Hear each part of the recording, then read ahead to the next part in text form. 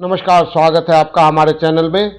गोपाल जी ठाकुर के बाद ललित यादव का हुआ विरोध, जनता ने दिखाया काला झंडा। जी हां, लोकसभा चुनाव 2024 की तारीख जैसे जैसे करीब आ रही है वैसे वैसे चुनावी सरगर्मियां बढ़ती जा रही हैं। साथ ही प्रत्याशी जनसंपर्क पर गांव-गांव घूम रहे हैं। कहीं उन्हें समर्थन मिल रहा है तो कहीं उन्हें जनता के विरोध का सामना भी करना पड़ रहा है।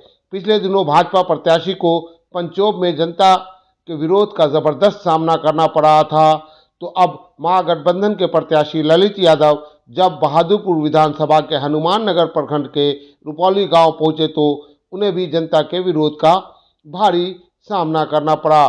पूर्व विधायक भोला यादव मुर्दाबाद के नारे आप विजुअल में साफ सुन सकते हैं। विरोध क्यों हुआ उसका अभी तक हमें पता नहीं चल सका है। साथ ही ललित यादव मुर्दाबाद के नारे लगाए जा रहे हैं और काले झंडे दिखाए जा रहे हैं। वहीं दूसरी तरफ राजद के कार्यकर्ता भीड़ को हटाने की कोशिश कर रहे हैं। काफ़ी देर तक ये ड्रामा चलता रहा और अंततः ललित यादव को वापस लौट जाना पड़ा।